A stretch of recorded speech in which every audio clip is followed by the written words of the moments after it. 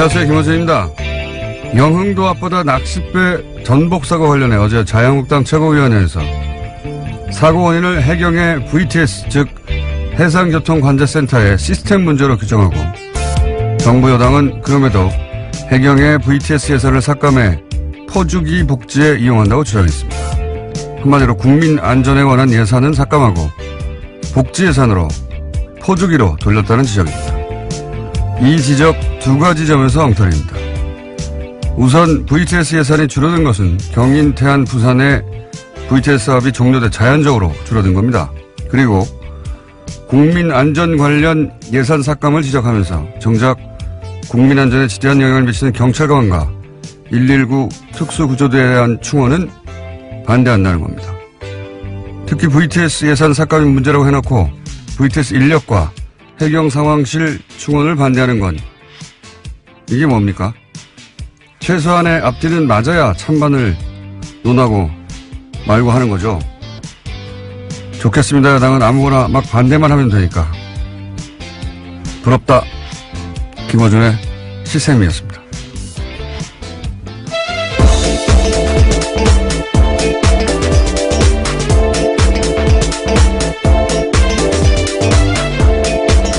시사인의 김은지입니다. 저는 부럽습니다. 요새 자주 부러워하시는 것 같아서요. 네. 보통은 최소한의 앞뒤는 맞추고 이렇게 논리를 만드는데, 예. 앞뒤를 안 맞춰도 되잖아요. 일단 막 반대만 하면 되는 거 아닙니까? 예산안이 일단 합의는 됐습니다. 예. 네, 어제 여야가 내년 예산안 합의했습니다. 최대 쟁점이었던 공무원 증원 규모를 9,400여 명 선으로 확정했습니다. 더불어민주당이 10,000명 선에서 한 걸음 물러나면서 합의문이 나온 건데요. 하지만 자유한국당은 합의문 가운데 공무원 증원과 법인세 인상 부분에는 유보 입장 밝혔습니다. 오늘 여야가 오전 11시에 본회의 열고 예산안을 처리할 예정인데요.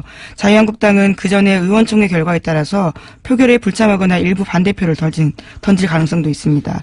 하지만 더불어민주당과 국민의당 공조로 예산안 본회의 통과는 문제가 없습니다. 저는 이제 언론의 책임을 꼭 물어야 된다고 봅니다. 이 예산안 합의에 관련해서는 저희가 잠시 후 2부에서 어제 이어서 정상수 소장님과 자세한 얘기 나눠볼 텐데 이게 전부 다 이제 공무원 증원이라고만 보도했거든요. 이걸 증원이라고 하느냐, 충원이라고 하느냐, 그리고 공무원이라고 하느냐, 아니면 구체적으로 그 내용을 들여다보면 경찰, 집배원, 소방수 이런 분들이거든요. 이게 완전히 뉘앙스가 다른 거거든요. 그 이제 내용을 보면 파출소 24시간 순찰, 111 상황실, CCTV, 119 특수구조대, 해경 VTS 운영, 그리고 생활 부분은 제일 많은 게 집배원이에요.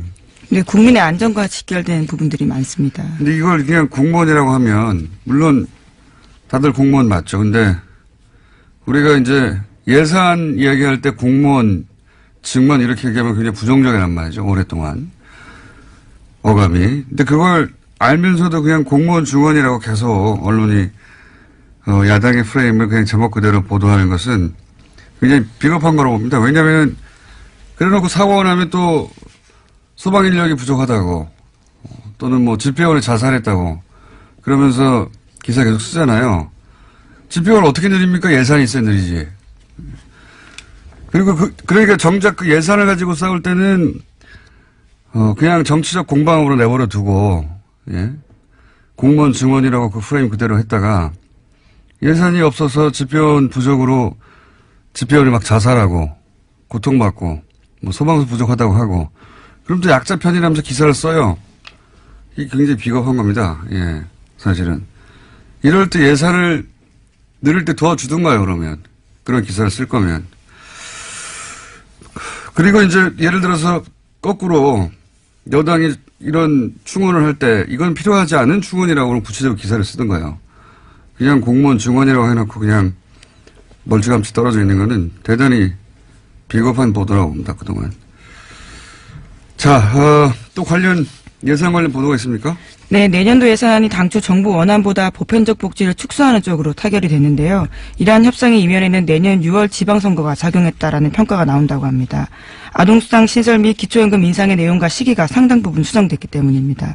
그동안 야당은 아동수당 시설과 기초연금 인상이 지방선거를 겨냥한 선거용 예산이다 이렇게 주장한 바가 있는데요. 그래서 계속해서 지급 대상과 시기 조정을 요구해왔습니다. 더불어민주당 같은 경우에는 이를 정략적이다라고 비판하면서도요. 예산안 통과를 위해서 결국 야당의 주장을 받아들였습니다. 그래서 시행 시기도 정부안보다 2개월 늦춰져서 내년 9월부터 실시됩니다. 한국일보죠. 네, 그렇습니다. 제목은 보편적 복지 축소 뒤엔 야당의 정략적 요구 있었다라는 기사입니다. 이거는 진짜 정략적 요구가 맞죠. 원래 이제 선거용 예산이라는 게 있긴 있어요. 선거 때만 되면 도로도 갈아엎고 막 하잖아요. 그런데 선거용 예산이라고 하면 불필요하다. 그래서 삭감하자. 이런 주장은 과거에도 많이 있었는데 이번에는 삭감을 주장하면, 왜냐면 자기들도 똑같은 공약을 냈었거든요. 삭감을 주장하면 욕먹을 것 같으니까 선거 후에 지급하자고. 이런 건 내가 처음 봅니다. 그러니까 아예 선거용 예산이니 불필요해서 삭감하자는 게 아니라 필요한 예산은 맞는데 선거 전에 하면은 여당에 유리하니까 선거 이후에 지급하자고 주장한 거 아닙니까? 이게 그 복지의 대상이 되는 사람들의 이익하고 무슨 상관이 있어요? 그냥 표 계산인 거죠. 예. 이런 건 처음 봅니다, 정말. 이런 야당의 주장은 처음 보는데 어쨌든 결국 그렇게 됐습니다. 선거 이후에 지급하는 것으로. 예. 6월에 선거니까 6월 이후에 지급하자. 언제? 9월부터. 예. 이런 야당은 처음 봅니다, 정말. 어쨌든 그런 일이 있었다. 예. 라는 보도가 한국일보를 통해 나왔고요. 네. 다음 뉴스는 뭡니까? 네, 문재인 대통령이 어제 낚싯배 전복 사고와 관련해서 이유 여하를 막론하고 이 같은 사고를 막지 못한 것과 구조하지 못한 것은 결국 국가의 책임이다라고 밝혔습니다. 문재인 대통령은 어제 청와대에서 수석보좌관 회의를 주재하고 국민의 생명과 안전에 관한 국가의 책임은 무한 책임이라고 여겨야 한다라고 이야기했는데요. 뿐만 아니라 이번 사건의 수습이 끝나면 늘어나는 낚시 인구의 안전관리에 관해서 제도와 시스템에서 개선하거나 보완할 점이 없는지 점검해 주길 바란다라고 당부했습니다. 또 회의 시작에 앞서서 문재인 대통령과 참모들은 전원 기립해서 10초 정도 묵념을 하고 희생자를 추모했습니다. 사실 원론적인 이야기죠. 예. 이걸 굳이 이렇게 얘기한 이유는 박근혜 정부 때 재난 컨트롤 타워가 청와대가 아니다라고 했던 걸 이제 되돌려서 바로 잡으려고 하는 의도에서 원론적인 이야기를 다시 한 거라고 보고 재난재해를 방지하고 구조하는 국가의 임무가 맞죠. 예. 해상 상황이 나면 전 세계 어디나 해양구조대, 소위 공무원이 출동합니다. 이걸 민간이 하진 않죠. 민간이 도와줄 수는 있어도. 근데 유독 이 세월호 사고 때는 사실은 해군 출동도 누군가가 맡고 해경도 뒷짐을 지고 있었죠. 왜냐하면 거기 언딘이라고 하는 민간 업체가 군안을 책임지는 유일한 업체로 계약이 사고가 나자마자 됐고 언딘이 그 현장을 장악하고 언딘 중심으로 군안을 해야 한다면서 사실은 국가가 뒷짐을 지고 있었죠. 이게 왜 이런 일이 벌어졌는지 아직도 사실 정확하게 밝혀지지 않았는데 이 관련해서 이것도 밝혀내야 하는 일이라고 봅니다. 세월호 관련해서 특조위기가. 그럼 원론적인 얘기를 했다. 자, 다음은요. 네, 2013년 댓글 사건과 관련해서 국정원이 경찰 인사까지 개입하려 했다라고 오늘 아침에 한겨레신문이 보도했습니다. 관련 경찰의 수사 상황이 외부로 유출될까 봐서 우려해서인데요.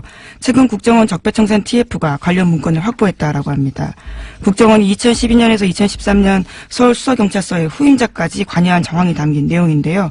구체적인 내용들을 보면 2013년 4월께 국정원은 당시 이광석 수서경찰서장 후임 인사를 언급하면서 잔불 정리를 확실히 할 사람을 후임자로 앉혀야 한다라는 취지의 보고서를 썼다라고 합니다. 당시에 이제 그 수서경찰서가 소위 셀프 강금 사건. 네, 그 실무를 담당했었습니다. 네, 셀프 강금 사건의 실무를 담당했었기 때문에 거기에는 이제 수사 기록이 있을 거 아닙니까? 그리고 수사를 했던 내부 인력이 있을 거고 그 사람들이 양심 선언하거나 뭐 자료가 나올까봐 국정원이 그 경찰서장 후임을 결정했다는 거 아니에요? 뭐 그런 취지의 내용이라고 하는데요. 실제적으로 원래는 보고서에는 애초에 신임 소장으로 유력했던 사람이 박아무개 총경이다라고 쓰여 있습니다. 그런데 실제로 박 총경이 아닌 다른 사람이 총경이 됐다라고 합니다. 그러니까요. 예.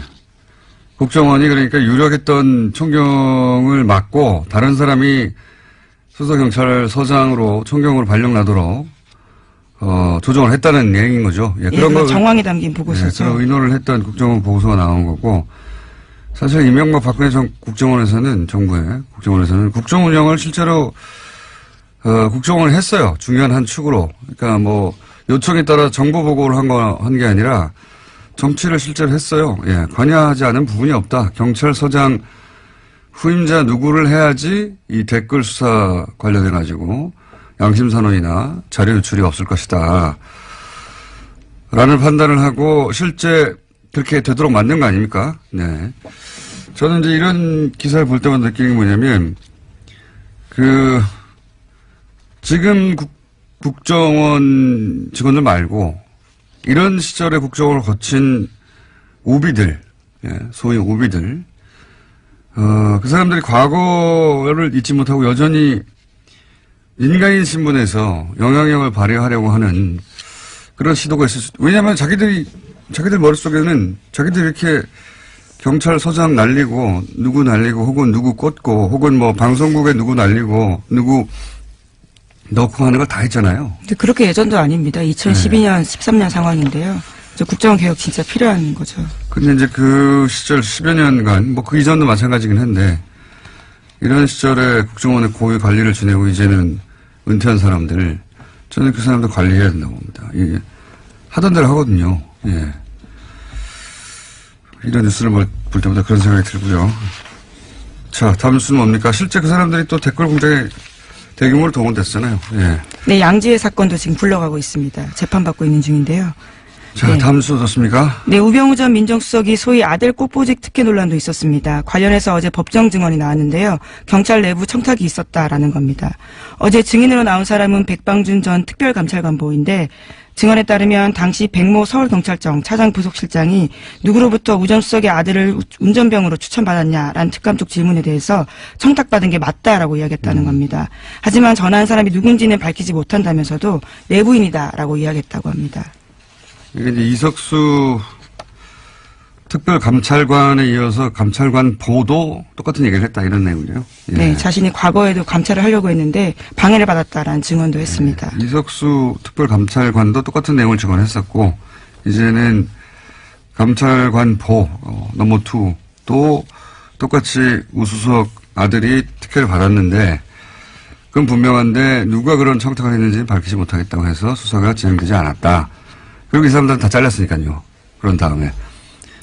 그리고 그렇게 다 자르는 일에 관여했던 것으로 보이는 사람들, 예, 추명호 전 국장. 국장은 어제가 아니죠. 구속이 됐는데, 추 국장에게 이제 지시를 했다고 하는 최 차장.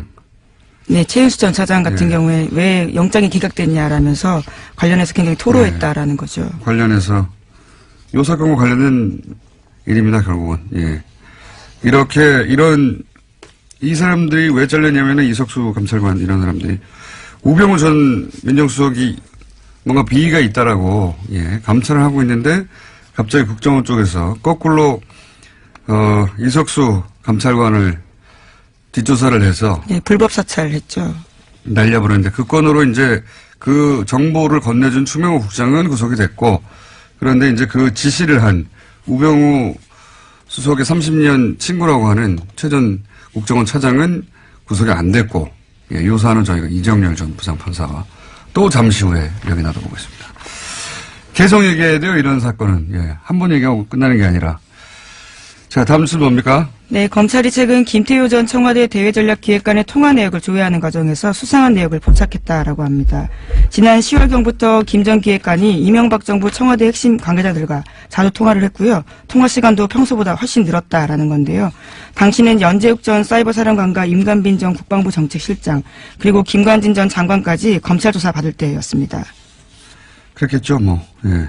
김태효 기획관은 굉장히 중요한 그 위치에 있던 사람입니다. 이 김태효 대외전략기획관이 국정원 그리고 사이버 사령부 뭐 이렇게 댓글 공작을 주로 하던 사람들이 청와대에 들어가면 반드시 만났던 사람이거든요. 예, 청와대 쪽에서 댓글의 방향을 지시하고 또 보고를 받고 했던 그러니까 대통령 바로 아래서 사실은 청와대 내에 댓글 공작을 총지휘했던 사람으로 지금 추정되는 그런 혐의가 있는 사람인데 이제 분류가기 직전에 관계자들하고 열심히 통화했다. 네, 오늘 피의자 신분으로 검찰에 출석합니다.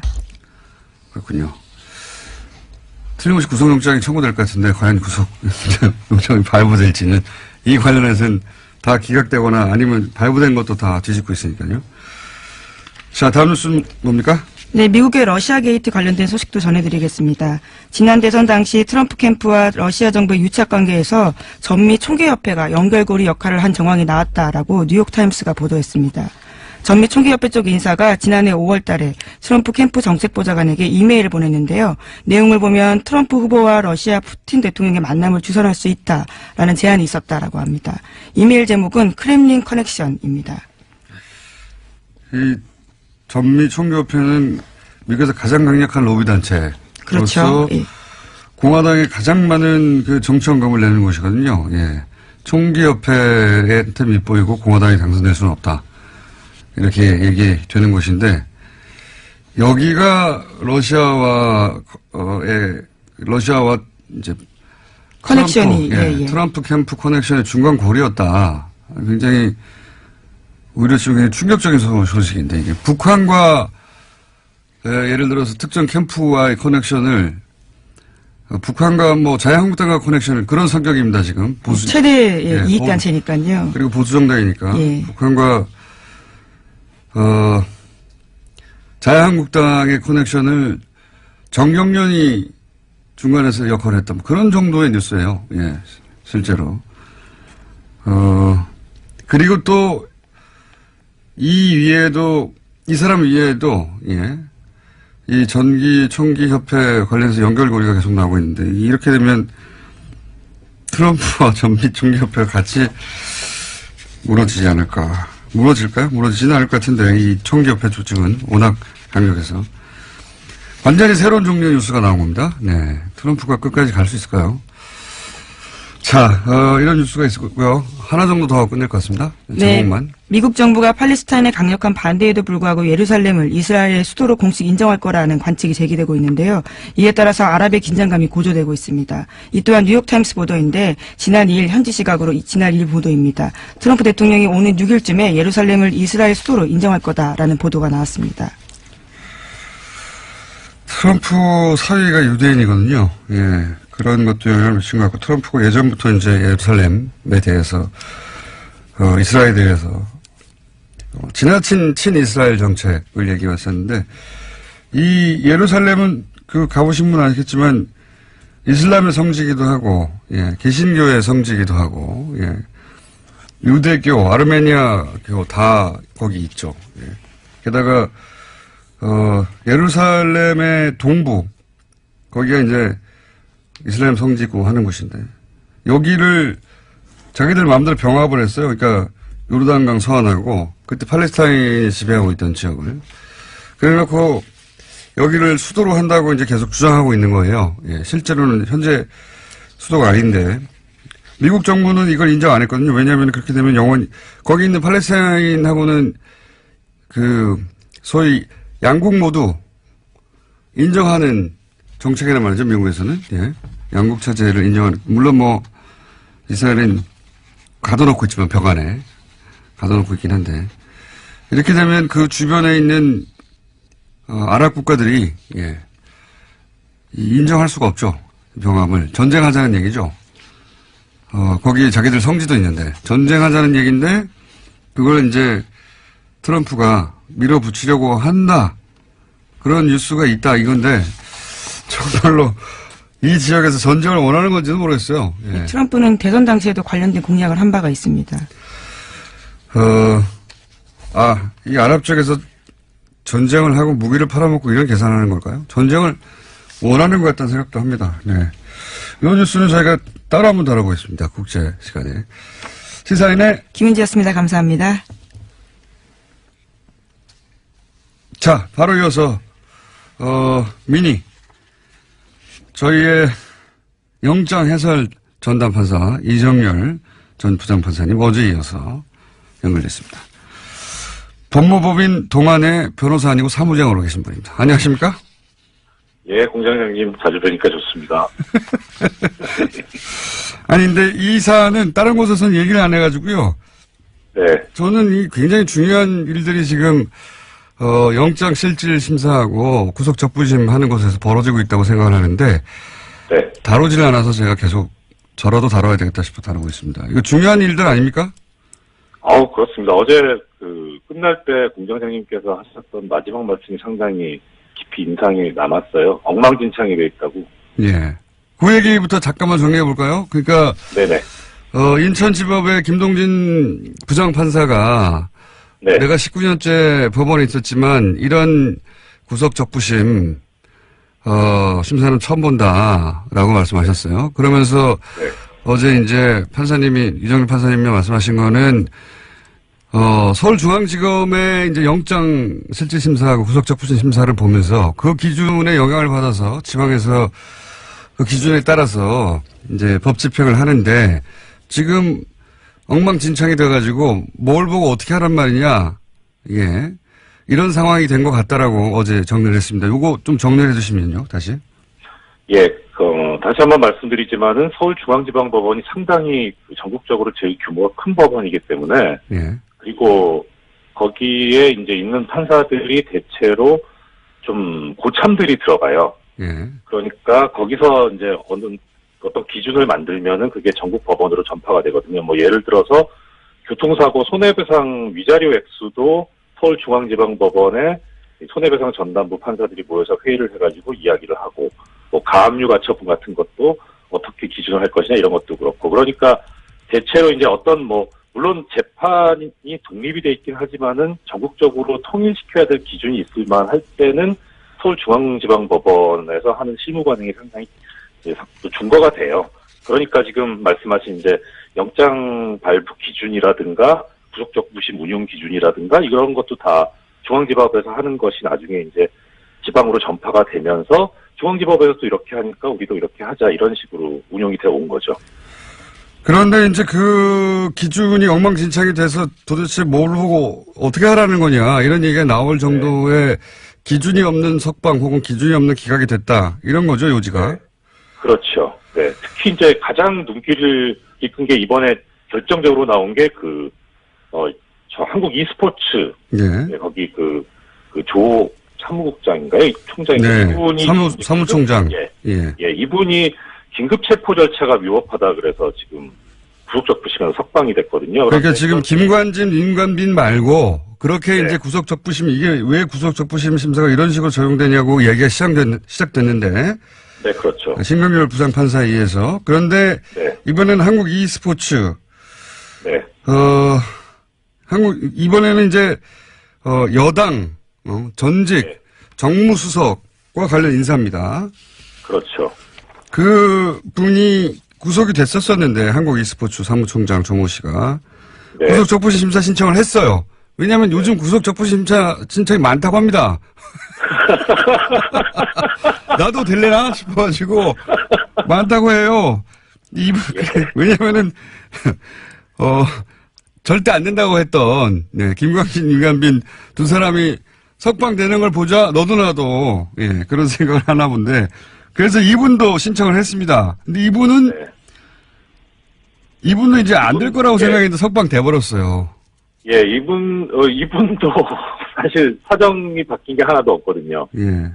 예, 그러니까 이제 원천적으로 영장 발부할 때 그 전 단계인 검찰에서 체포를 당시에 그 절차가 잘못됐다, 위법하다 해가지고 그래서 최초 단계서부터 잘못됐으니까 전체적으로 영장 발부가 잘못된 것이다라고 하는 이유로 석방이 된 거죠. 이런 경우도 있습니까? 적부심에서 잘 못 봤습니다. 사실 긴급 체포 절차가 위법하다라고 하는 건 제가 영장 전담할 때도 많이 다뤘던 문제이긴 한데요. 이게 이제 그런데 영장이 있어야 되는데 영장 없이 체포했다는 거 아닙니까? 한마디로.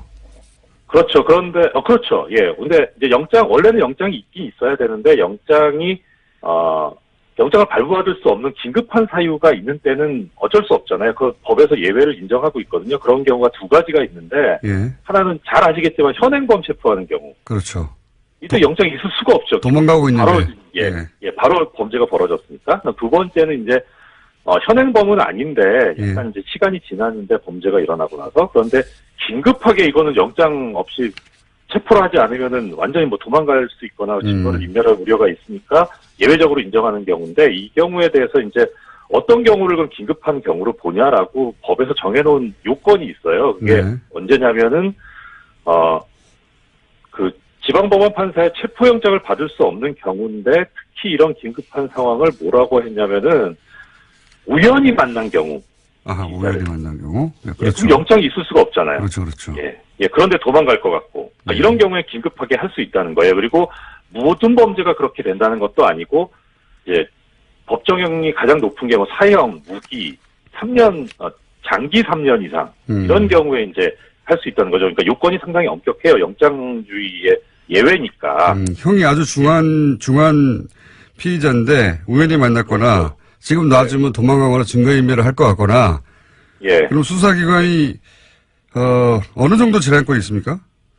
그러니까 여기에 대해서 사실 법상으로 보면 재량권이 전혀 없어요. 법에 그냥 우연히 발견한 경우 이런 식으로 돼 있거든요. 근데 이렇게 되면은 우연히 발견한 경우라는 게 사실 그렇게 지극히 드문 경우이기 때문에 이걸 그대로 법대로 적용을 하면 이게 법이 있으나마나한 이런 조항이 되어버리니까 이게 좀 역사적인 걸 볼 필요가 있는 게 이 긴급 체포라는 게 나오기 전께 긴급 구속이라는 게 있었어요, 예전에. 근데 그때는 이런 식의 조문이 아니었거든요. 그러니까 검찰에서도 수사기관에서도 그냥 뭐 조문은 들어갔지만 옛날에 긴급 구속처럼 운용을 해온 거예요. 그냥 우연히 발견한 경우 아니라도 체포를 했었죠.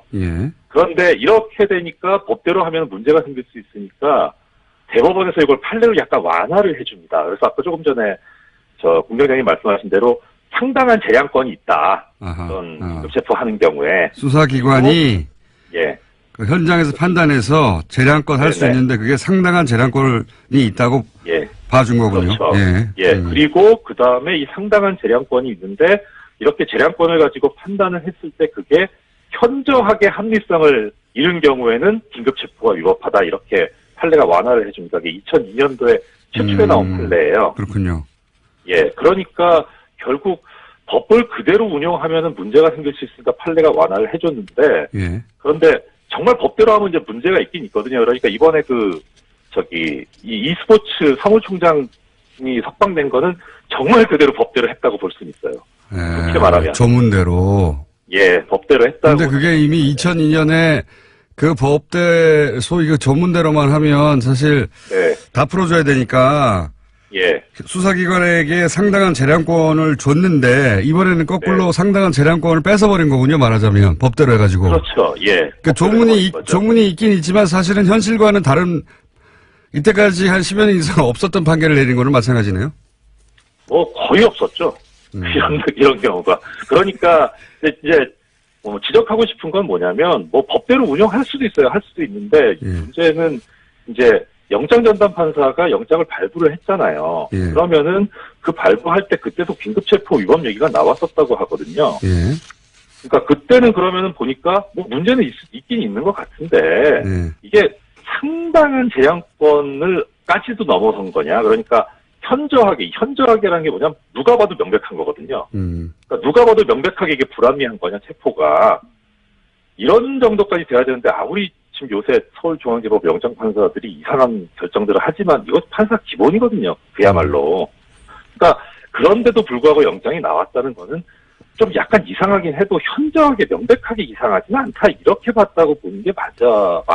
판사님, 자꾸 이제 법리적으로 해석하시는데 네, 이거는 제가 보기에는 이쪽 풀어줬으니까 이쪽도 풀어준 겁니다.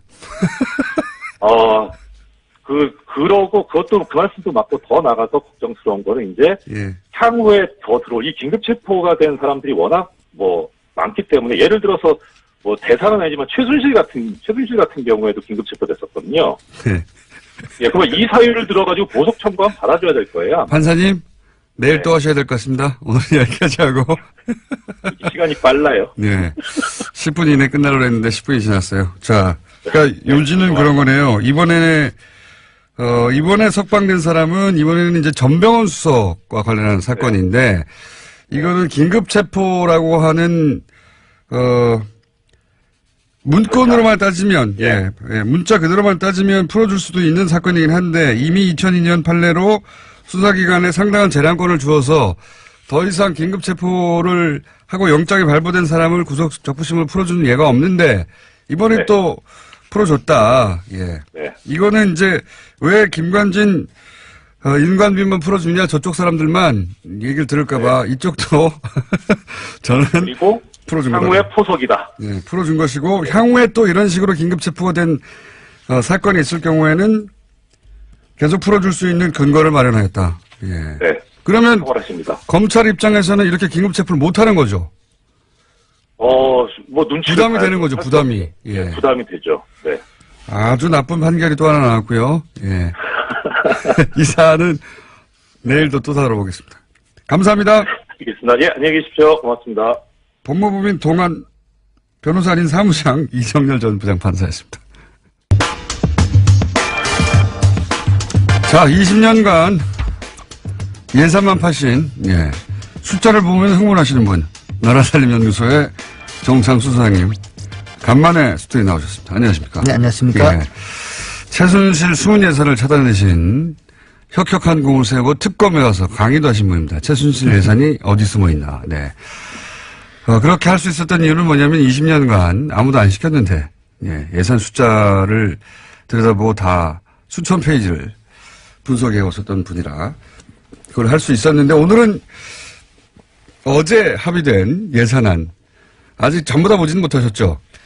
예, 그리고 아직 남아 있습니다. 일부 예를 들면 혁신읍면동이라든가 이런 거는 소소위에서 지금 논의 오늘 오전에 아직도. 했습니다. 네. 큰 틀에서 소위 이제 잠정 합의인데 이제 잠정 합의가 국민의당과 민주당이 잠정 합의가 돼서 의석수가 확보됐기 때문에 자유한국당은 계속 반대하지만 이대로 된다고 봐야 되죠, 거의. 잠정 합의된 부분은. 거의 됐다고 봐야죠. 예. 근데 이제 어제까지 최대 쟁점, 언론에서도 계속 보도한 게 공무원 증원, 이라고 했던, 원래는 저는 이거는 이제 충원이라고 보는데, 왜냐하면 그 내용을 보면 누구나 이제 납득할 만한 내용들이거든요. 예. 그게 경찰, 소방서 또 누가 있죠? 사회복지사, 집배원, 해경, 119 구조대. 네, 거의 전원입니다. 예. 그러니까 이런 사람들이에요, 다.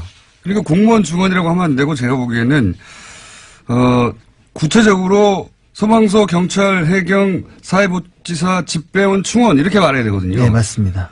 그렇게 말하면은 아무도 반대할 수가 없어요. 네. 근데 이걸 줄였습니다, 일단. 예. 퉁쳐서 공무원이라고 해버리니까. 예, 이건 언론이 잘못한 거라고 봅니다. 구체적으로 누군지 말해줘야 되는데 계속 공무원 증원이라고 하는 굉장히 부정적 프레임을 갖다 쓴 거거든요. 네. 직무유기예요, 언론에. 어쨌든. 그렇게 쓴 사람들은 이제 앞으로 집배원 어쩌고저쩌고 쓰면 안 됩니다. 예산을 확보해줘야 그 사람을 늘리죠. 자, 그렇게 해서 얼마나 줄었습니까? 그래서 2,700명 줄었는데요. 네. 이게 이제 당장 1월부터 근무하시는 게 아니기 때문에 그리고 이제 채용 과정이 걸릴 거 아닙니까? 네. 그러면 연간 한 2천만 원 치더라도 540억입니다. 그러니까 우리나라 예산이 428조니까 10,000분의 1 정도 된다고 보면 되죠. 그러니까 이게 액수가 문제가 아니었던 거죠. 네. 액수가 문제였던 게 아니라 공무원 증원이라고 하는, 그리고 공약 이러니까요. 네.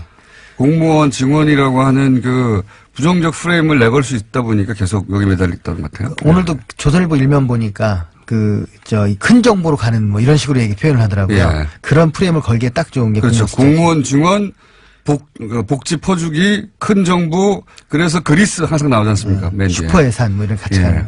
그렇게 프레임을 잡고 이 정부가 이제 공무원을 늘리고 복지를 늘려가지고 그리스가 망한 것처럼 계속 복지 과다로 가려고 한다. 이게 이제 계속해서 주입하려고 하는 프레임인데 거기에 요 공무원 증원이라는 걸 집어넣어가지고 실제로는 꼭 필요한 인력인데 계속 돈이 많아서가 아니라 반대해왔던 거다.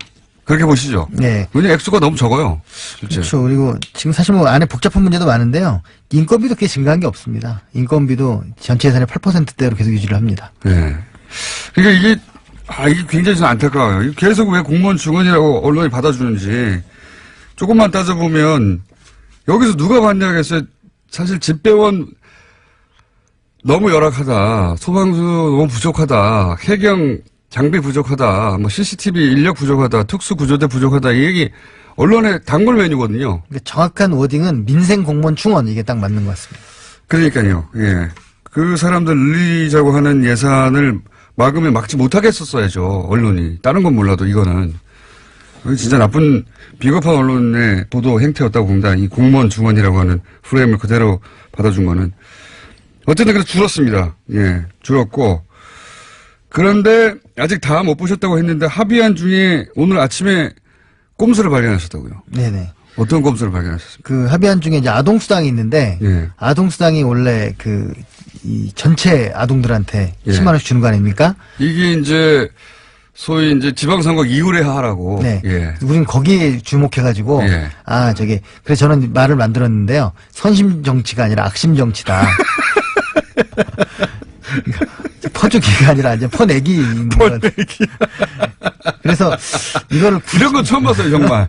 저는 선심 공개하게 못하게 하는 건 봤어도, 그거 반대하면 욕먹으니까 하긴 하는데 선거 이후에 이거 처음 봤어요. 그러니까 민주당이 야당일 때는 정부가 하는 거에 더 플러스 해가지고 하는 게 주로 많았는데, 또 마이너스가 됐습니다. 예. 그래서 그 합의문을 자세히 유심히 아침에 오면서 보니까 예. 뭐가 있냐면, 일단 시기만 넣친 게 아니에요. 시기만 늦춘 게 아니고, 예. 2인 가족이라는 말이 들어가 있는 거예요. 예.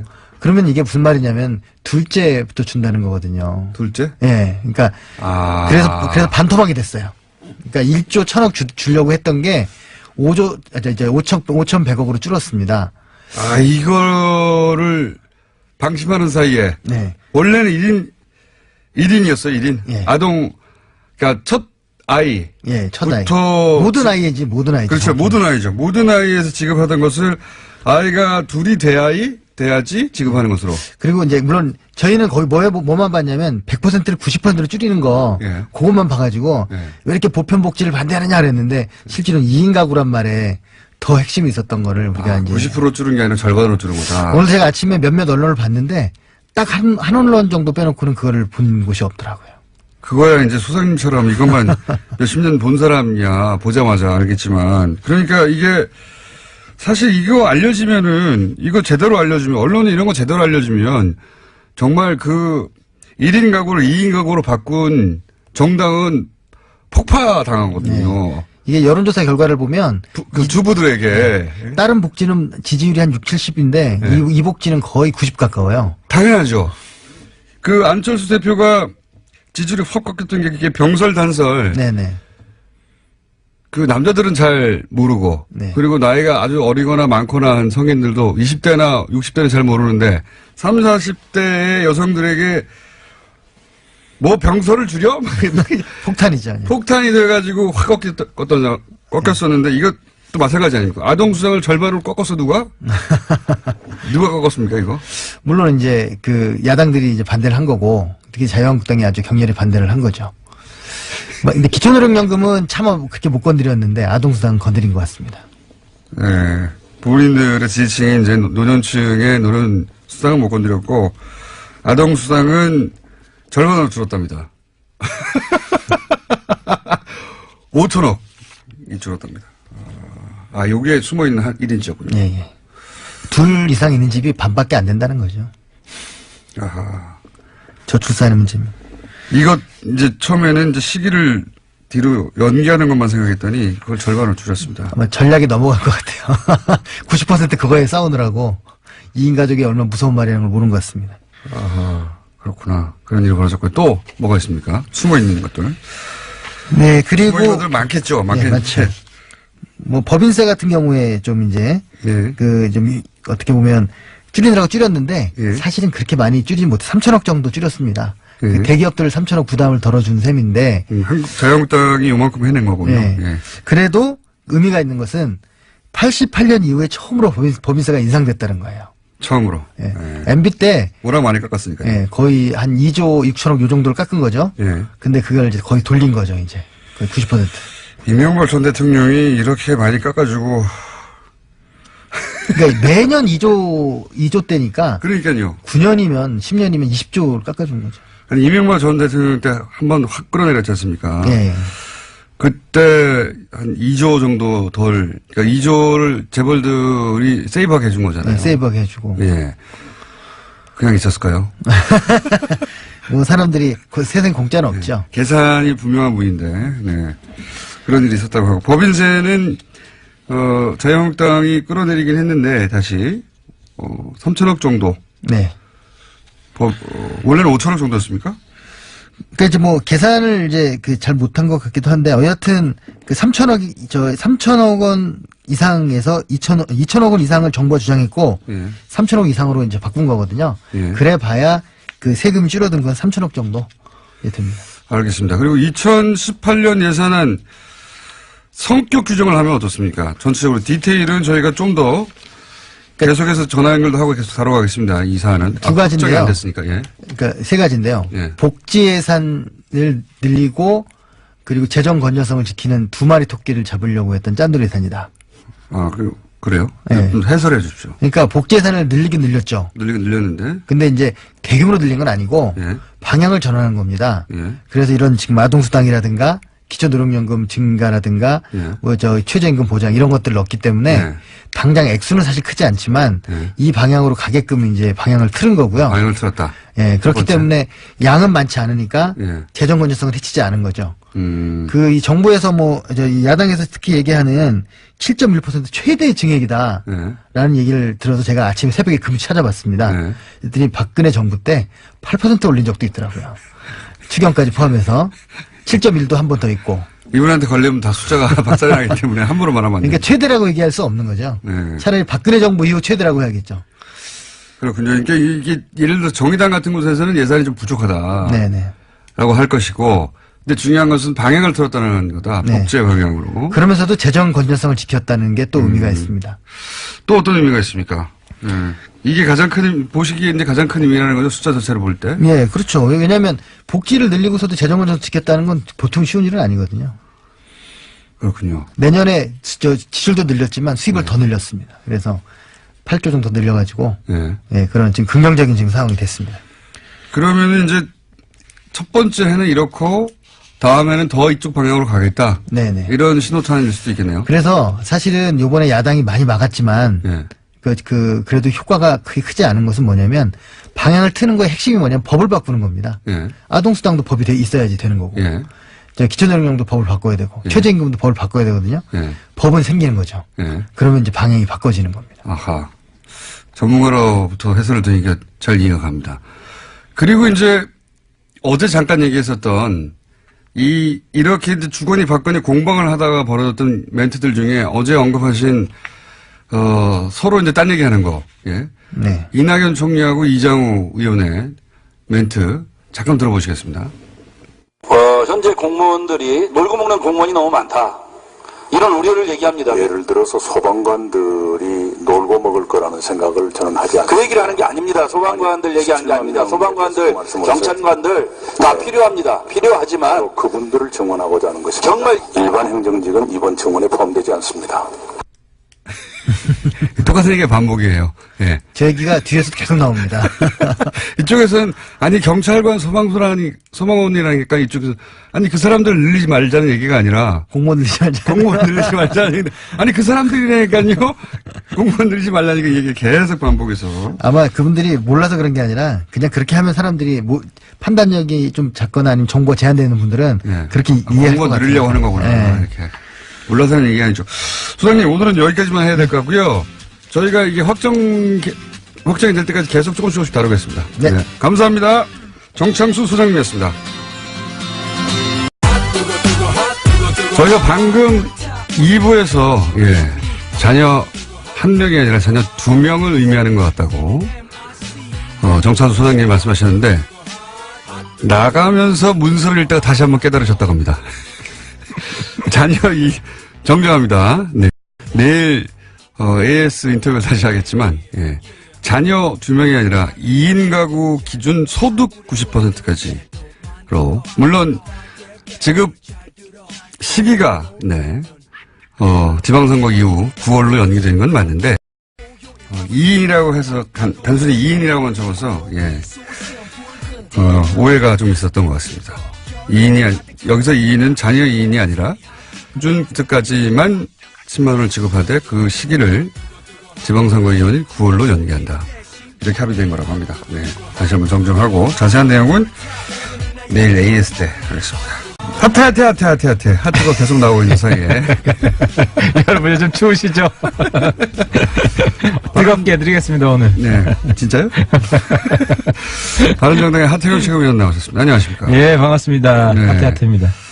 이제는 뭐 비교섭단체라 예산안 처리할 때 바른정당 이름 안 나오더라고요. 예. 근데 장단점이 있어요. 왜냐하면은 네. 비교섭단체가 아니었으면 예. 또 한국당이랑 똑같이 했을 거예요.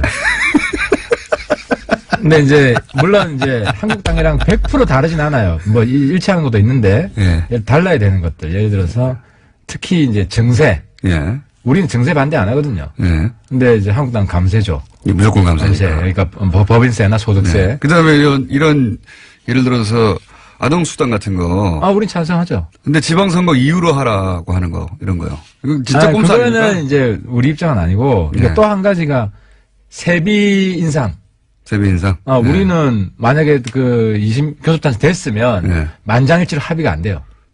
세비 인상 안 했을 것이다. 네, 우리는 세비 인상 반대. 근데 이제 이런 게 선명한 입장이 나오는 거는 장단점이 있는 거죠. 알겠습니다. 어쨌든 욕먹는 데서 한 발 비껴났다 이번에는. 교섭단체가 안 되는 바람에 소름도 있으나 욕먹는 데서. 아니 우리가 박수를 많이 받았을 거예요. 세비 인상 안 된다, 반납하겠다 이런 이야기를 좀 세게 들릴 텐데. 또 하나의 찬스도 있었어요. 예를 들어서 아동수당 지방선거 이후에 지급하자. 이게 진짜 꼼수거든요. 우린 그런 꼼수 안 피우지. 그냥 당장 합시다. 네. 줄 거면 주지 빨리. 그러니까 기본적으로 우리는 뭐에서 해방돼 있냐면 꼭 반문을 해야 된다는 게 없단 말이에요. 반문제는 할 필요가 없다. 그러니까 한국당은 일단 문재인 반대부터 먼저 하고 예. 자기들 입장에서 꼭 필요한 건 해주자 이런 입장이고 예. 우리는 일단 대통령 도와주고 반드시 진짜 이거라니까. 이때까지 얼마나 도와줬다고 해. 이게 우리가 이제 발목 야당 안 되겠다, 예. 친문 야당 되겠다 하는 게 기본적인 이게 근데 실제로 말은 그렇게 하셨는데 실제로 그런 적은 없지 않습니까? 바른정당의 교섭단체 때. 교섭단체 때 교섭단체 원내 지도부가 한국당으로 다 갔다니까. 빠졌다 그 구분을 하셔야 된다니까. 교섭단체 지도부 100% 다 갔어요. 그렇죠. 네. 네. 그러니까 바른정당에서 저희 스튜디오에 나오시는 분들은 비슷한 얘기 했었어요. 그래서 우리가 네. 꼭 정부의 반대를 위한 반대를 하지 않겠다고 했는데 근데 이제 원내 교섭단체 들어가면 그 원내 교섭할 때는 항상 반대를 위한 반대를. 그렇지. 그러니까 한국당이 다른지 모르겠다 하는데 네. 근데 그게 참 구분하기 어렵지. 원내 지도부랑 예. 원외에 예.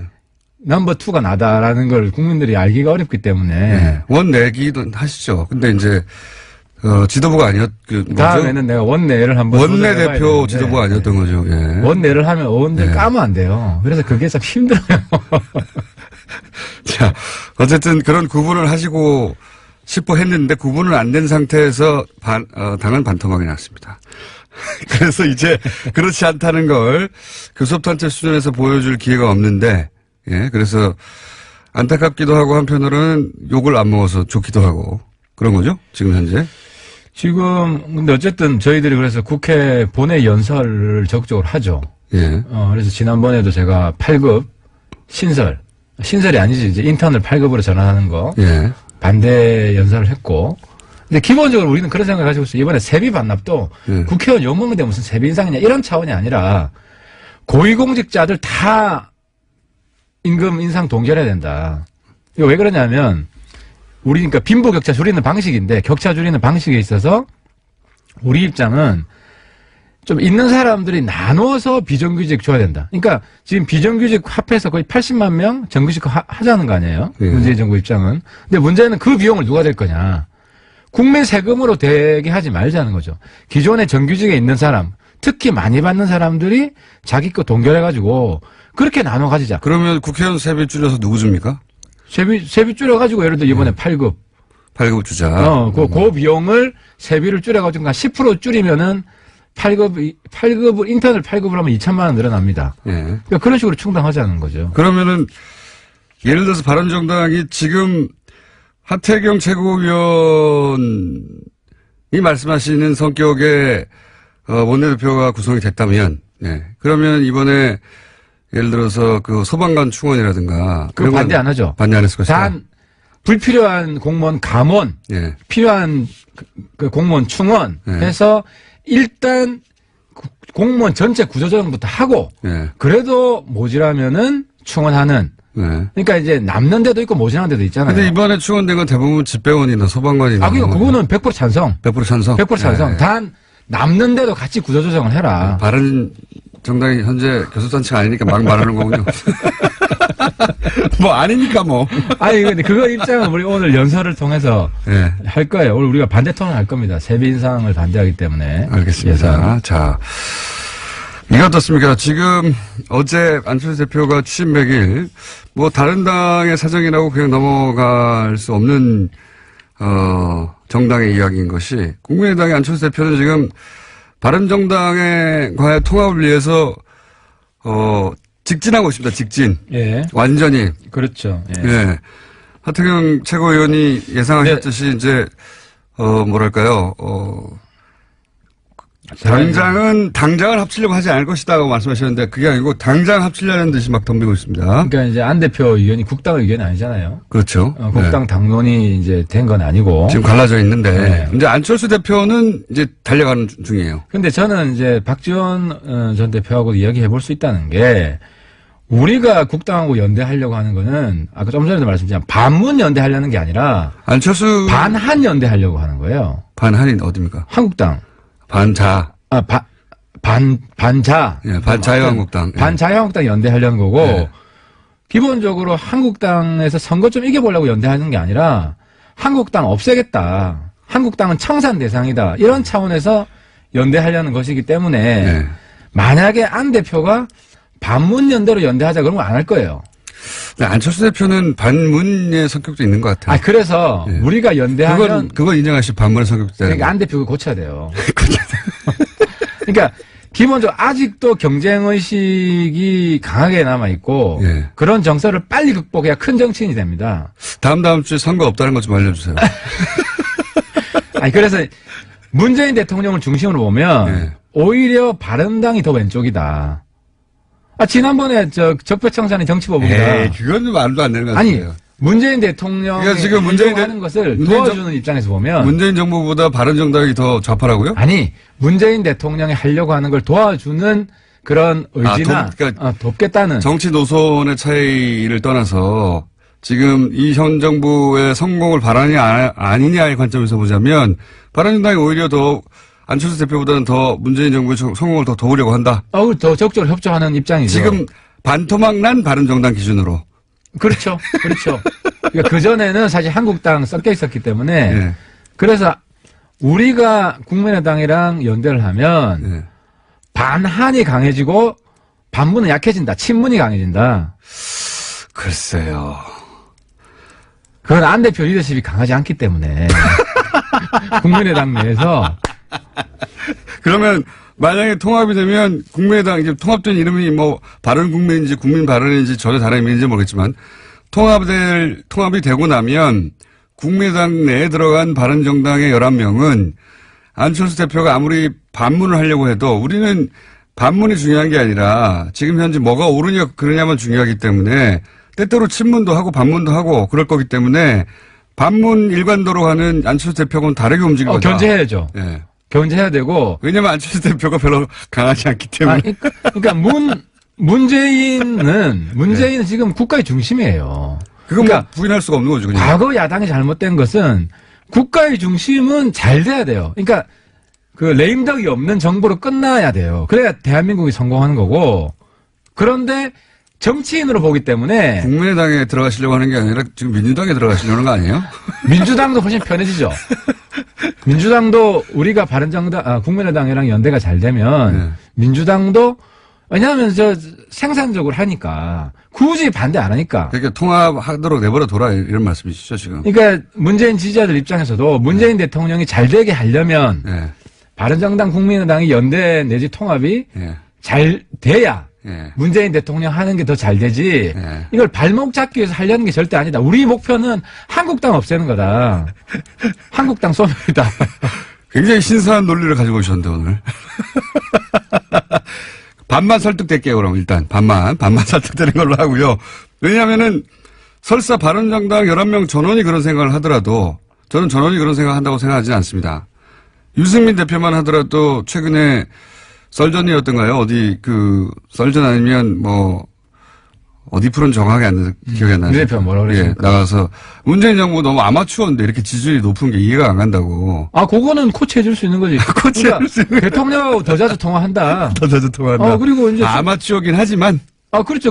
도와줄 수 있는 건 도와주고. 네. 아니, 대통령이라고 100% 다 잘하는 건 아니잖아요. 아니, 그런데 이 현 정부가 아마추어라고 규정하는 것은 실제로는 제대로 하는 게 아무것도 없는데 이런 전제잖아요. 아무것도 없진 않지. 잘하는 게 많고. 유승민 대표는 왜 그렇게 말한 겁니까? 예를 들어서 몇 가지 정책인데 최저임금 예. 급격한 인상으로 지금 임금을 국가 세금으로 보존해 주겠다는 거 아닙니까? 그러니까 우리는 이 부분 반대하는 거예요. 알겠습니다. 제 말의 요지는 뭐냐면 바른정당 그런 내에 몇 가지 정책을 가지고 이제 얘기하는 거죠. 바른정당 내에 다 그런 생각을 하는 건 아니지만 적어도 하태경 의원님은 만약에 통합이 되면 우리는 무조건 반대는 아니기 때문에 오히려 더 낫다.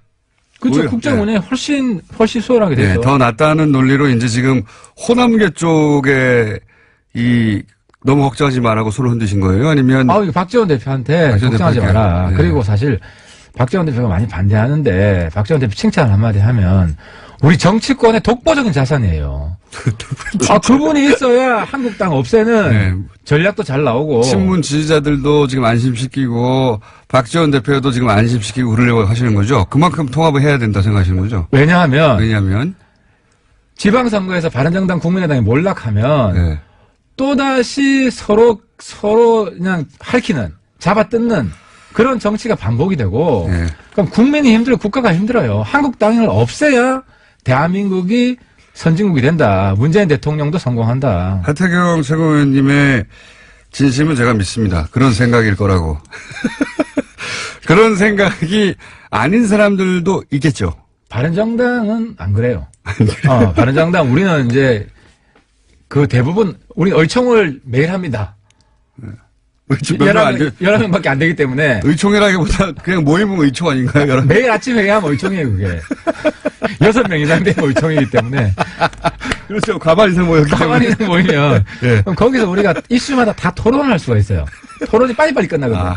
의총이 이제 당직자 회의나 의총이나 마찬가지인 거죠, 지금. 그러니까 100명 이상 의총되면 하루 종일 해야 되는데, 6명 이상 되면 당 입장이 금방금방 정해지기 때문에, 굉장히 효율적으로 당론을 정하고. 자, 그러면 제가 거꾸로 이렇게 여쭤볼게요. 박지원 대표로 대변되는 호남계 의원들의 이제 반대 이유는 요약하면 이런 거거든요.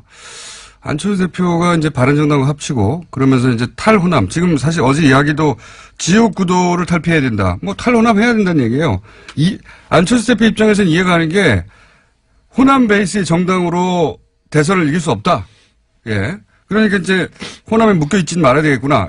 이제 안철수 대표 생각을 중심으로 하자면. 그 다음에 박제화된 정치관념. 이게 아마 햇빛 정책이나 과거에 소위 이제 호남계 의원들이 항상 얘기하는 DJ의 정신. 그 둘 다를 벗어나야 된다고 얘기를 했단 말이에요.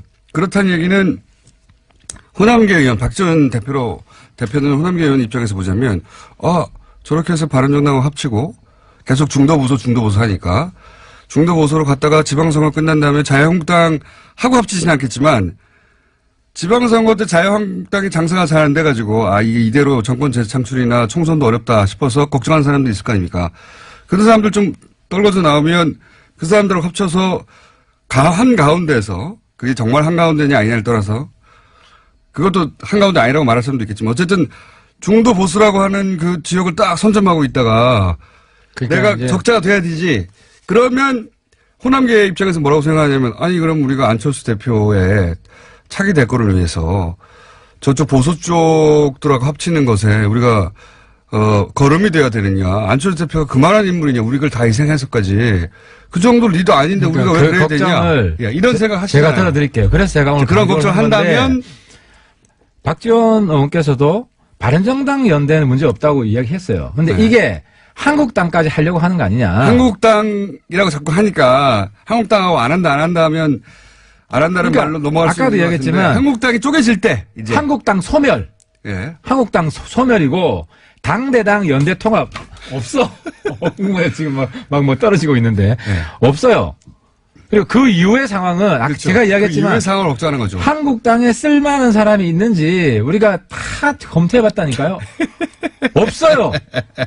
있으면 추천해 주세요. 아니 그러니까 의원님도 마찬가지 아닙니까? 한국당 연대는 없다. 그러니까 바른정당도 국민의당과 합친 그 자체가 목적이 아니라 이렇게 합쳐놓은 다음에 서로 이제 호남계가 떨어져 나가더라도 합쳐놓은 다음에 한국당이 이대로 못 갈 거다. 못 가고 막 이합집산을 할 때 우리가 확 먹어야지. 이 생각이 이렇게 않습니까? 말씀드릴게요. 이렇게 말씀드릴게요. 맞죠? 한국당에서 괜찮은 사람들은 원래 바른정당으로 다 왔던 사람들이에요. 33명. 제일 처음에. 그 중에 지금 22명이 넘어갔어. 예. 그분들이 괜찮은 사람인데 네. 그분들이 다 철새가 돼버렸잖아. 그래서 괜찮은 사람들이 다 철새가 돼서 이제는 없어요. 무성대장이 철새대장이 됐다니까. 그러니까 이런 상황에서 거기랑 뭐 아쉬워서 다 심판받아서 끝날 분들인데. 아니, 지금의 자유한국당 말고 지방선거 이후에 와해되거나 물론 뭐 자유한국당이 이기면 굉장히 좋은 성과를 내면 이 계획은 다 무산되는 건데 만약에 지방선거에서 잘 안 됐을 경우에 자유한국당이 이제 앞으로 남은 거는 자꾸 이제 유도신문 안 돼. 질문도 안 되는 건데 지금 아니 그걸 보는 거 아닙니까? 호남, 탈호남이 아니고 네. 호남으로 더 들어가야 돼요. 바른정당은 그렇죠. 국민의당도 마찬가지예요. 국민의당 지지율이 몇 프로 나와요 지금 호남에서. 지금대로 가면요 선거하면은 전멸이에요 국민의당. 이런 상황에서 그럼 한 가지 여쭤볼게요. 바른정당이 그런 식으로 이제 전제는 지방선거에서 장사가 잘 안 돼서 이거 다음 총선이랑 대선 때 주자가 이제 보이기 시작해야 되는데 주자가 안 보인다. 그래서 막 당이 흔들려서 사람들이 막 이합집산하고 그럴 때를 바른정당도 바라는 거 아닙니까? 지방선거 목표는 한국당 다 떨어뜨리기. 그렇긴 한데 그 다음에. 그러니까 그 다음에 나와서 이야기를 할게요. 지금 그러니까 이게 김칫국 질문인데 제가 볼 때는. 그거를 그리잖아요, 사실. 아니, 떡줄 사람 생각도 안 하는데 지금 질문자가 김칫국 질문부터 하면은 나는 김칫국 맞이지 말라고 해야 될. 국민의당 안철수 대표나 바른정당의 지금, 통합을 바라는 분들이 다 그걸 그리는 거 아닙니까? 지금 당장 지방선거가 아니라 지방선거 이후. 그 이유는 아무도 모르고. 아무도 모르지만 그걸 그리는 거 아닙니까? 내가 지난번에 얘기했잖아. 그 이유는 민주당이 어떻게 될지도 몰라요. 내가 안희정 대표 두둔하니까 전부 다 안희정 욕하더만 하태경 칭찬한다고. 그런 식으로 마음 좁게 정치하면 안 된다니까. 아니, 어쨌든. 그러니까 당장 김경수 대통령 대변인께 하는 분이 대통령은 안희정을 끔찍이 생각한다. 그러니까 내가 작정하고 민주당 교란하면은 대통령 맨날 나와서 난 저 사람 내 편이다, 저 사람 내 편이다. 그런 식으로 지금 서로 정치하면 안 된다니까요. 하태경 최고위원의 영향이 그 정도까지는 안 됩니다. 어쨌든 그 지방선거 이후에 대한 그림을 염두에 두겠지만 거기에 대해서 말을 못 하시겠죠. 이해를 가요. 할 수가 없죠. 그 이후의 상황은 사실 아무도 몰라요. 아무도 모르지만 어떤 상황이 발생할지. 염두에 둔다는 건 맞잖아요. 그 이유는 우리가 한국당 없애겠다. 그러니까. 당으로서. 없앤다 국회의원이 없어집니까? 국회의원은 안 없어지지. 그 국회의원 주소오겠다는 거 아니에요? 그 국회의원 중에서 그나마 괜찮은 사람들이 다 22명이었는데. 어쨌든 주소 올 거잖아요.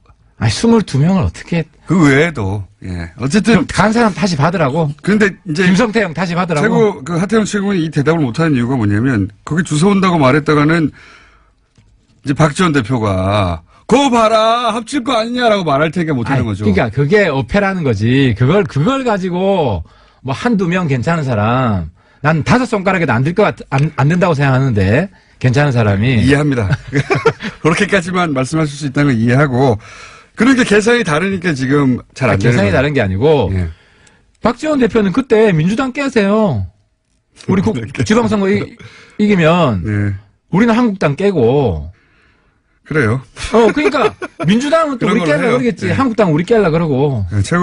하태경 최고위원의 고충은 이해합니다. 말 한마디 거칭이 아니라니까. 말 한마디 잘못했다가 저기 호남구 쪽에서 그거 봐라 그럴까 주원 봐. 글씨 쓰여진 사람 땡겨 오려고 하는 거 아니냐. 사실 필요 없어요. 자, 그럼 이거 총선 되면은 다 떨어질 사람들. 이거 여쭤볼게요. 이거 다 하나만한 얘기 그만하고 서로 이거 여쭤볼게요. 아까 안철수 대표가 그렇게 지도력이 강하지 않기 때문이라고 표현하셨는데 그 이야기는 그러니까 바른정당이 국민의당이 당원 수는 그러니까 의원 수는 더 많지만 예. 통합해서 우리가 흡수해서 흔적도 없이 사라지는 게 아니다. 왜냐하면 우리에겐 또 유승민도 있고 또 유승민과 예를 들어서 안철수가 붙으면 유승민 대표가 차기 구도로 가는데 당내 경쟁에서 이길 수 있다 이런 자신감도 있는 거 아니에요? 그건 페어플레이 하는 거죠. 네. 그러니까 안 대표는 그런데 자신이 있는 거 아니에요? 안 대표 이길 수 있어. 이건 유 대표 개인 문제고 난 잘 모르겠어요. 그런데 안 대표는 자기가 뒷심이 있다고 생각하는 것 같아요. 그런 생각까지 하지 마라. 그런 건 우리가 인간적으로 너무한 거고 그분 나름대로 희망이 있어야 정치를 하죠. 희망이 있어요. 아니 자기 대권에 자기는 없다고 생각하면 정치할 이유가 없는 거지. 근데 이번에 보면 유 대표가 낫잖아요. 유 대표가 낫고. 근데 유 대표가 그런 페이스를 계속 유지할지도 아무도 모르는 거. 그게 정치의 묘미고 인간사의 묘미죠.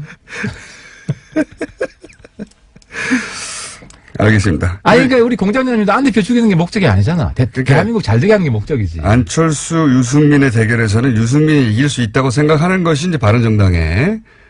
그러니까 우리가 대담하게 합치자고 하는 거죠. 좋아, 합쳐도 돼. 합쳐도 결국 그 정당 안에서 붙으면 유승민 대표가 이겨. 이렇게 생각하시는 바가 있는 거죠. 우리 바른정당 의원들은 다 이긴다고 생각을 하죠. 근데 물론 안철수 측근에 있는 사람들은 안 대표가 역전한다. 한판 뒤집게 할 거다라고 생각하는 것 같아요. 그건 뭐 서로 좋은 생각 가지고. 그러면 유승민 대표하고 안철수 대표가 1대1로 이제 합당이 만약에 됐다고 치고 거기서 뭐 호남계가 나가든 안 나가든 어쨌든 합당이 됐어요.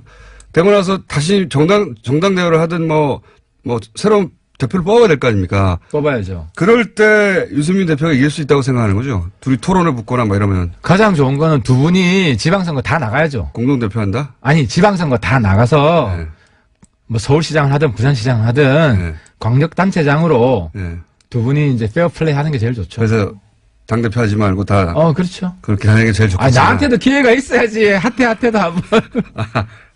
하태경 최고위원은 거기 통합된 당에 대표로 하시려는 거구나. 뭐 통합 전당대회 되면 또 출마할 생각이 있습니다. 출마만 했다면 이해하시잖아요, 이.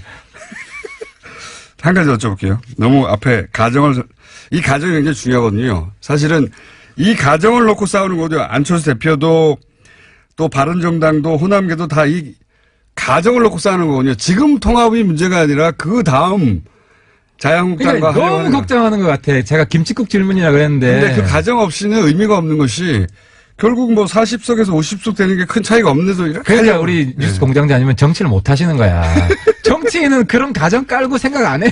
가정 깔고 생각합니다, 다. 제가 만나본 사람들. 그러면 뒤에 책사들이, 모사가들이 이럴 경우에 시나리오 작성해 주지.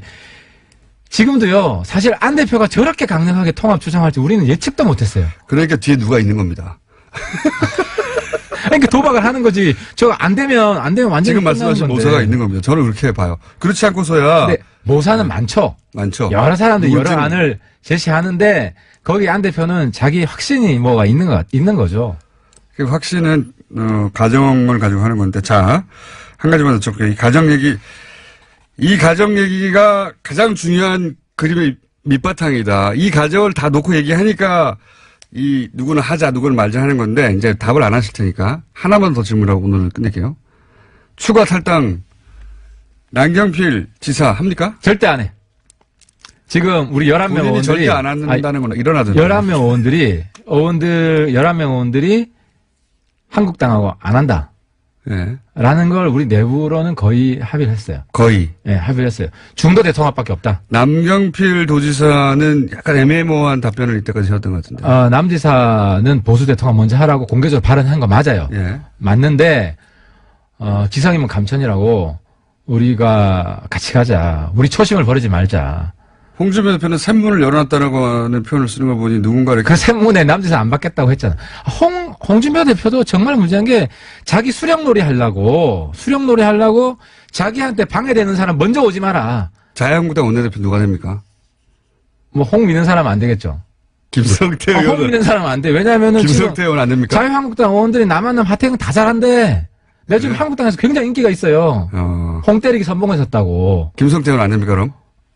그분을 미나요, 홍 대표가? 아무튼 그분을 미는 그만큼 한국당 의원들이 나를 만날 때마다 칭찬한다는 거는 네. 홍 대표가 적어도 의원들한테는 김성태 인기가 의원 없다.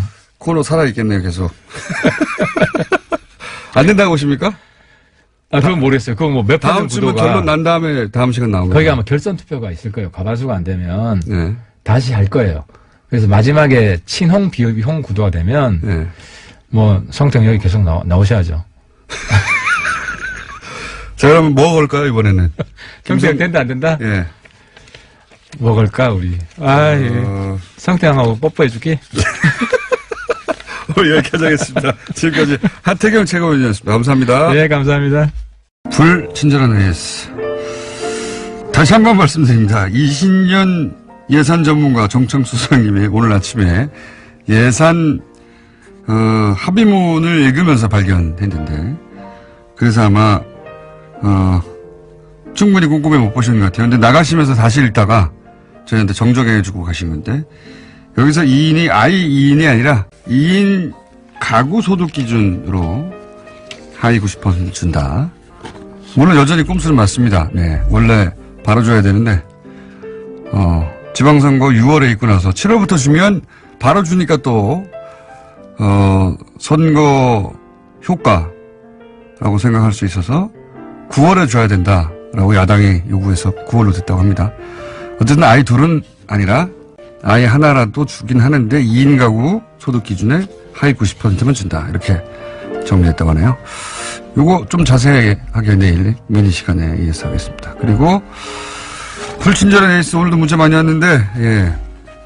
이런 화한 사진이 보내져 왔습니다. 어디에 보내진 화한인지 모르겠는데 예, 화한입니다. 화한에 이제 왜 문구를 쓰잖아요. 이렇게 써 있습니다. 그동안의 성원에 감사드리며 다음에 오시면 다 쓰는 겁니다. 다 쓰는 겁니다. MB 실장 이렇게 보냈는데요. 아마 이름에 MB가 들어가는 실장님이 보내셨나봐요. 자, 아프리카를 달리면서 뉴스 공장을 듣습니다. 대단하네요. 부럽습니다. 어디를 달리시는지. 그리고 그 외에 아동수당이 실검 1위가 됐어요. 여전히 실검 1위가 될 만합니다. 이거를 왜 당장 안 주고 앞으로 한참 기다려서 지방선거 지나고 나서 9월 달에는 주느냐. 네. 항의할 만하죠. 아동수당. 왜 이걸 늦춰야 됩니까? 예산이 잡혔는데 9월 달에나 쓰라고. 예. 항의하세요. 아동수당 관련 문자 굉장히 많이 왔습니다만 여기까지 하겠습니다. 칼 플라니 약간 세계적인 항상 세계적인 건 아니고 예, 몇 년에 한 번씩 세계적인 학자들이 오긴 왔다는 걸 제가 확인했기 때문에 약간 세계적인 칼 플라니 사용연구소 정태희 소장님 나오셨습니다. 자, 약간 세계적인 연구소의 소장님 오늘은 뭡니까? 오늘은 트럼프 감세안입니다. 이거 이제 소위 트럼프 법안이 취임 1년 지나서 처음으로 하나 통과됐어요. 그렇죠. 예. 예. 그래서 지금 트럼프가 굉장히 좋아할 타이밍인데 또 러시아 커넥션이 나와가지고 이제 다 제대로 좋아하지도 못하고 있다. 뭐 이런 뉴스가 나오긴 나와요. 그런데 트럼프는 신이 나서 차기 재선도 자기 거라고 얘기를 하고 있습니다. 그러니까요. 첫 법안, 트럼프표 법안이 처음으로 통과됐습니다. 예. 그것도 51대 49로. 예. 네, 원래 상원에서 공화당 대 민주당이 52대 48인데 한 사람의 이제 예, 공화당이 한 명이 반대를 했고 나머지는 전부 당 아슬아슬했어요. 예, 테네시의 밥 코커 상원 의원이 유일하게 반대했습니다. 아슬아슬하게 이제 통과했는데 이게 법인세를 인하는 거예요. 네, 법인세. 중요한 미국은 상대적으로 법인세 굉장히 높은 나라였습니다. 네. 35%에서 20%로 한꺼번에 떨어뜨리는 게 이번 한 번에 법안의 이명박 핵심이죠. 법인세로 내려갔어요. 네네, 그렇죠. 원래 미국 법인세는 50년대 중반에 45%였어요. 네. 근데 그게 이제 조금씩 떨어지다가 이번에 이제 대폭 떨어뜨린. 확 떨어뜨려서 이제 네. 대기업 재벌들이 자기를 계속 지지할 것이고 그러면 자기가 재선될 것이라고 생각하는. 그러니까 두 가지를 지금 노리고 있는 거죠. 미국의 법인세를 떨어뜨리면 외국으로 나갔던 미국 기업들이 들어와서 미국 제조업이 부활해서 다시 이제 이 블루 칼라들도 덕을 본다. 이렇게 얘기를 하는 거죠. 그렇게 주장하고 있습니다. 트럼프가 재밌는 게 트럼프가 하루에 평균 7번이었던가요? 7번 거짓말 한다는 워싱턴 포스트에 통계 팩트체크 페이지거든요. 그거 제가 가끔 들어서 보는데. 이분 7번 열합니다. 하루 평균 트럼프는 7번 거짓말 한다. 왜냐하면 대통령이니까 공개적 발언들이 있잖아요. 매일매일. 그 매일매일의 발언을 워싱턴 포스트가 매일매일 팩트체크해요. 그런 다음에 그걸 매일매일 업데이트 하거든요. 거기 가보면 가끔씩 들어가 보는데 취임 이후 하루 평균 7번 거짓말했다고. 여하튼 공화당도 싫어하잖아요. 트럼프를. 근데 이 법안이 워낙 부자들을 위한 법안이니까. 공화당의 지지 기반이니까. 예. 그러니까 공화당 의원들도 전부 찬성을 한 거죠. 그러면서 법인세, 상속세, 그다음에 과표 구간. 예. 그러니까 개인소득세율 인하도 있는데 이건 상원하고 하원이 달라요. 그래서 이게 이제 확실히 안 됐고 또 하나는 뭐냐면 오바마 케어에 대해서 그렇게 공격적이었는데 중요하죠. 예, 그 법으로는 어떻게 못하다가 여기 끼워 넣어서 이 전 국민 의무 가입 조항을 갖다 없앤다. 이것도 그러면 이제 타격을 주죠. 예, 그러면 한 1,300만 명 정도는 최소 보험이 하나도 없이 살아가는 거예요. 이건 우리나라 사람들은 상상을 못 하는데. 그렇죠. 우리는 전 국민 건강보험이니까. 근데 1,400만 명이 보험이 하나도 없이 살아가는데 민간보험은 무지하게 비싸요. 그래서 왜 이제 의료비가 굉장히 비싸잖아요, 미국에서. 예. 그러니까 이 빼는 걸 못해서 이제 암으로 죽는 이런 일들이 발생하게 되는 거죠. 그래서 뭐 그런 얘기 많지 않습니까? 그 교포들이 미국에서 한국에 와서 수술받고 돌아간다고. 그렇죠. 네. 그런 얘기도 많고 그게 이제 특히 치과는 치과를 미뤘다가 한국에 와서 치료하면 비행기값 빠진다는 거죠. 그다음에 뭐 손가락 절단 사고가 났는데 미국에서 못해서 쿠바에 가서 수술하고 왔다 뭐 이런 얘기도 있고요. 네, 손가락이 2개가 절단됐는데 하나밖에 못 붙였다. 너무 비싸서. 뭐 너무 비싸서. 네. 그런 얘기도 있고. 하여튼 그렇게 해서 맹장 수술하려고 그랬는데 우리나라에서 맹장 수술은 사실 뭐 수술로 치지도 않는 수술비의 기준으로 보자면. 근데 거기는 맹장도 1,몇백만 원이어서 그 수술 네, 그러니까 미국에 가서 웬만하면 아픈데 제일 문제가 되는 게 뭐냐면 긴급한 그렇죠. 상황에서는 그냥 실려가는 거잖아요. 응급실에. 그럼 나중에 그게 한 2, 3천만 원 나오니까 사고 당하면 안 됩니다. 미국에서는. 그래서 이제 소위 오바마 케어 의무 조항을 만들었는데 이것도 이제 불완전함에도 불구하고 의무 가입 조항을 없애버렸어요. 미국이 참 예전에는 대단한 나라였고 제가 국회가 오래되지도 않아서 20대까지만 하더라도 미국 하면은 모든 것에 세계 기준이었고 부러웠는데 지금 이렇게 해서 변해가는 미국 정말 후지입니다. 점점. 그렇죠. 지금 미국이 쇠퇴하고 있다는 증거고 어떻게 보면 마지막으로 뭔가를 해보겠다 그러는데 이게 잘못된 수거든요. 왜냐하면 법인세를 인하하면 과연 외국에 있던 기업들이 돌아오고 또 한국에 있는 기업들이 미국으로 갈 거냐. 여태까지는 실증이 되지 않았습니다. 몇 년간 실증이 안 됐나요? 예, 항상 레이건부터 이제 감세를 대폭적으로 했는데 감세를 하면 기업이 투자를 많이 하고 그러면은 소득이 늘어나고 그래서 세금이 늘어날 거다라고 이른바 레퍼 곡선이라고 하는 건데 한 번도 실증이 안 됐고 오히려 레이건 때 쌍둥이 적자 확 늘어나잖아요. 적자가 늘어나면은 채권 발행해야 되니까 이자율이 올라가고 이자율 올라가면 달러 강세 그리고 무역 적자 이렇게 쌍둥이 적자로 이어지는데 이번에도 거의 틀림없이 그렇게 될 겁니다. 그러면 레이건이면 30년간 이게 효과가 없었어요? 그렇죠. 미국의 법인세를 인하해서 그 효과가 투자가 늘어나는 효과가 나타난 적이 없었고 한국도 마찬가지입니다. 이명박 정부 때 25%에서 22%로 3% 줄였지만 그것 때문에 투자 안 늘어났거든요. 그 돈 가지고 4대 가게 해가지고. 그렇죠. 기업 유보금만 늘어나고 재벌들. 그러니까 문제는 기업의 유보금이 전 세계적으로 늘어난다는 거예요. 그러니까 기업은 부자가 되고 노동자는 가난해지는데 이게 법인세 인하 경쟁을 하면 그런 현상이 벌어져요. 자, 게다가 이게 오바마 케어 의무 조항이 없어지면 한 1,300만 명 정도는 무보험자가 발생하고. 그 부분은 이제 상하 양원이 모여서 이제 협의를 해야 돼요. 왜냐하면 상원은 있지만 하원은 없거든요. 그러니까 그 부분 같은 것도 이제 협의를 해야 이게 확정이 되는데 법인세 인하는 상하원이 같아서 이거는 이제 확정됐다고 봐야 되는 거죠. 이런 거는 결국 미국의 대기업들이 해낸 건데요. 결국은. 예. 미국이 점점 후진 나라가 되고 있다는 게 트럼프의 당선도 그렇지만 트럼프가 처음으로 트럼프 표라고 통과시킨 법안에 앞으로 이제 그 법안 통과 이후에 어떻게 될 것이냐를 바라봐도, 예. 그러니까 이것도 무보험도 늘고. 사실 이 문제도 트럼프가 마냥 좋아할 수는 없는 것이 단순하게 이기면 이게 통과가 돼요, 법안이. 근데 분명히 민주당에서 필리버스터 할 거거든요. 근데 필리버스터를 이기려면 5대3로 이겨야 돼요. 51대 49가 아니라 5대 3의 비율로 이겨야 되는데 그렇게 되면은 세수 균형 룰이라는 게 작동을 합니다. 그러니까 10년 동안 세수가 중립적이어야 돼요. 그게 뭐냐면 법인세가 줄어든 만큼 다른 세수가 늘어나야 돼요. 네. 그러니까 그걸 의회에서 확보를 해야 돼요. 그렇죠. 근데 이 법인세를 줄이고 그다음에 어디선가 세금을 늘려야 되는데 그건 역시 또 가난한 사람이 될 것이다. 세금을 내는 사람은 우리는 봉급생활자인데 보통. 네, 그러니까 이제 그렇게 되면 이제 밑에서 트럼프를 지지했던 사람들도 반박이 될 것이다. 이게 스티글리츠 노벨상 받은 사람의 예측입니다. 그게 우리나라에 일어났었죠. 네. 실제로. 네. 그게 이론이 아니라 우리나라 실제 그랬죠. 그런데 이제 문재인 정부는 미국하고는 다르게 법인세를 인상했어요. 예. 지금 22%에서 25%로 과표 2천억 초과 경우에만. 네. 그러니까 대기업 경우에만 20%에서 25% 상향한다고 했는데. 그러니까 이명박 정부가 감세를 했을 때 그 효과가 상위 1% 기업이 80% 감세된 거고 상위 0.1% 300개 기업이 60%였어요.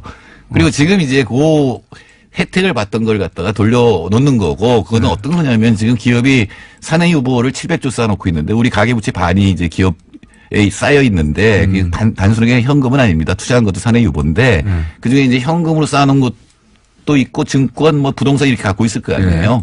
그중에 일부를 다시 돌려받는 거죠. 다시 돌려받는 거니까 사실 최경환 부총리도 박근혜 시절에 그 현금 유보를 어떻게든 세금으로 거두려고 노력했잖아요. 이 이야기는 이명박 박근혜 정부 내내 했었어요. 기업 유보금 그거 투자하라고. 네, 네.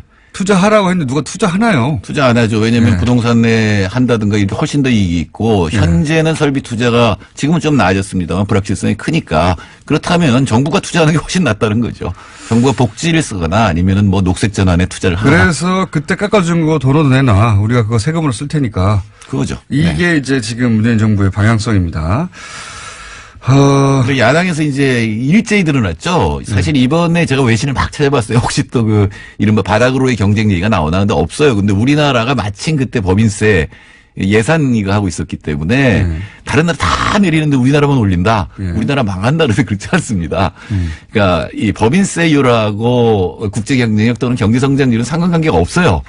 이 모든 나라를 다 찍어봐도 그 상관관계가 없고 김어준 총수라면 그러겠어요. 지금 우리나라하고 미국하고 법인세율이 역전됐다. 그럼 회사를 미국으로 옮기겠어요? 트럼프 어떻게 될지 모르겠는데. 미국 가서 할 일이 없어요. 저는. 그러니까 기업이 투자를 해서 돈을 버는 건 굉장히 많은 요인이 작용을 하는데 법인세율은 굉장히 적은 요인입니다. 법인세 하나 때문에 회사를 전체를 옮긴다는 건 말이 안 되는 건데 근데 언론에서 그걸 자꾸 들이대니까요. 그러니까 우리나라 또 그 교수들이나 이 의원들이 그 얘기를 해요. 삼성이나 현대차가 국내 공장 안 세운다 외국에 세운다. 아 근데 국내 공장으로도 이미 국내 수요가 꽉 찼어요. 그러니까 외국에 세우는 거지. 아니 지금 우리나라의 현대자동차 미국에 생산된 게 우리나라 역수입돼서 우리가 삽니까? 그거 아니잖아요. 그러니까 그런 아니 그거는 이제 재벌들이 좀 기사를 써달라고 하니까요. 네, 뭐. 그러니까 이게 왜 문제가 법인세 인하 경쟁이 왜 문제가 되냐면 항상 기업들이 옮긴다고 위협하잖아요. 네. 노동자들은 옮기기 어렵잖아요. 네. 그러니까 결국은 법인세를 인하하는 게 노동자들이 세금을 더 많이 내고 노동자들 임금이 줄어들면 전 세계적으로 수요가 부족해요. 그게 지금 전 세계의 침체 원인이거든요. 근데 이게 죄세 딜레마 성격이라서 굉장히 어렵지만 그래서 따라서 내린다고 우리나라 경제가 잘 되는 건 절대로 아닙니다. 우리나라는 늘려야 됩니다. 분명합니다. 알겠습니다. 지금 이제 미국, 중국, 일본이 법인세 인하를 하고 있기 때문에 근데 우리는 왜 법인세를 거꾸로 올리냐 여기다 대놓고 이제 보수 매체를 중심으로 해서 이러다 우리나라 망한다. 기업들 다 빠져나간다고 하는데 그게 아니다. 이 말씀을 하신 거고요. 그러니까 뭐 조선일보는 법인세 올린다고 나가겠어요. 그러니까 자기들도 안 올고. 자 오늘 여기까지 하겠습니다. 정태현 소장님이었습니다. 감사합니다. 네, 감사합니다. 내일 뵙겠습니다. 안녕.